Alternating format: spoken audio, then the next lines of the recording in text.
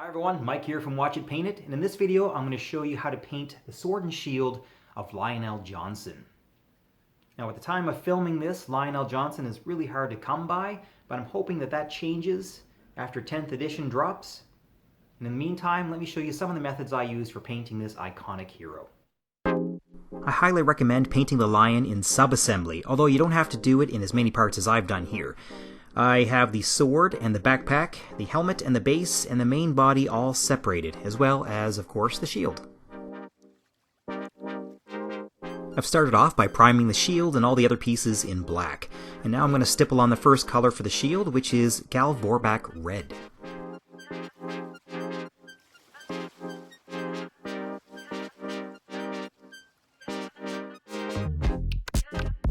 Next I'll paint the raised ornamentation on the shield with Balthazar Gold.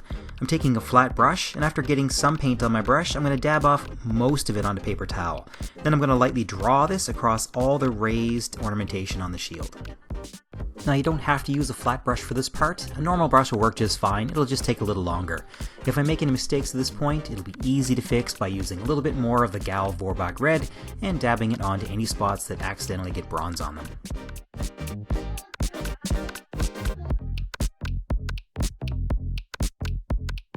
I'm also going to do a light dry brush of all the cables on the back, and then take a normal brush and paint the trim around the edge of the shield.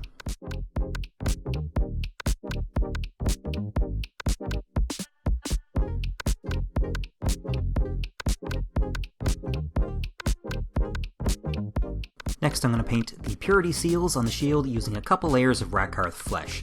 Any off-white will do for this part, you just want to make sure you get a nice solid base coat on there.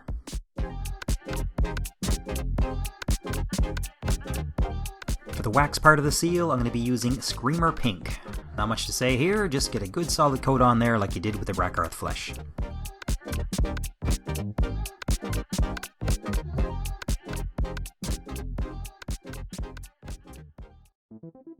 Now I'm going to use a black wash on the entire shield except for the purity seal.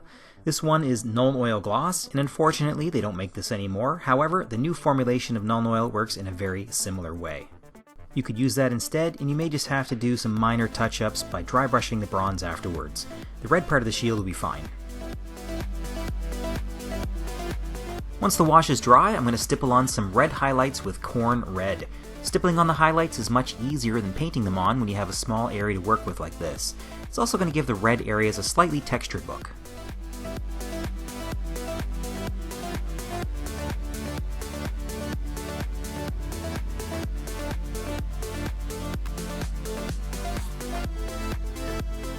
Next I'm going to paint the gemstones that are in the shield using a jeweling effect.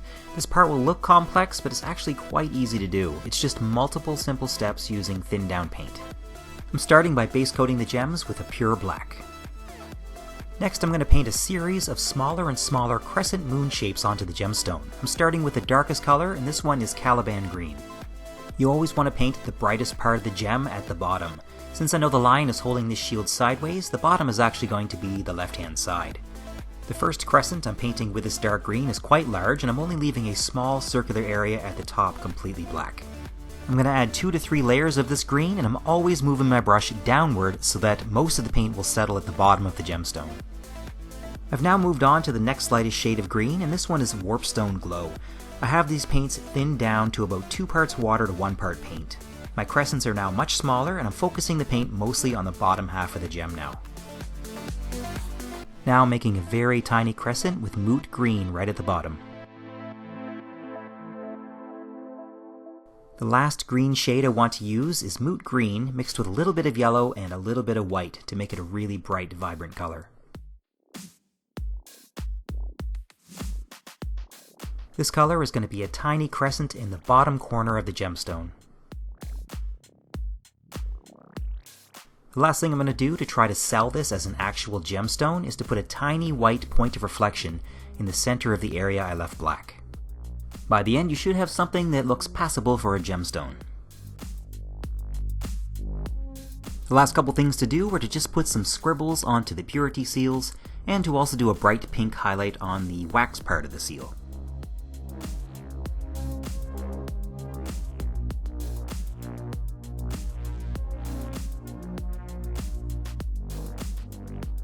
And that's it for the shield. Next is the sword.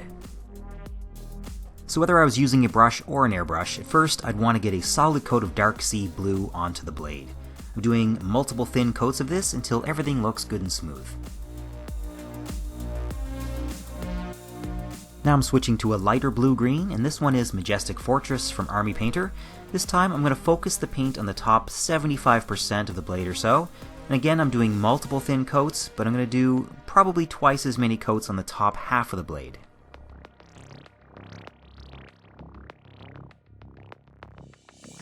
The last color I'm using in the airbrush is Psychic Shock from Army Painter, and this is just going on the top 25% of the blade, and I'll put 3 or 4 extra layers on the very tip to make it nice and bright. The last thing I'm going to do for the blade is an edge highlight using a very light blue. I'm going to use Temple Guard Blue from Games Workshop. As always, for me, I'm going to dry brush on the edge highlights using a flat brush. I'm just slowly and gently dragging the brush across the edge of the blade and across the spine running up the center.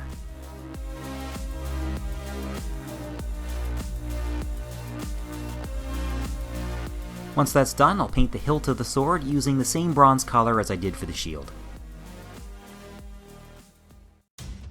And that's it for the sword and shield of the Lion. I hope you found this video useful, and let me know if you have any questions in the comments. Thank you very much to all of our patrons for your continued support, and thank you to all of our viewers for liking and subscribing. This is Mike from Watch It Paint It, and I'll see you in the next video.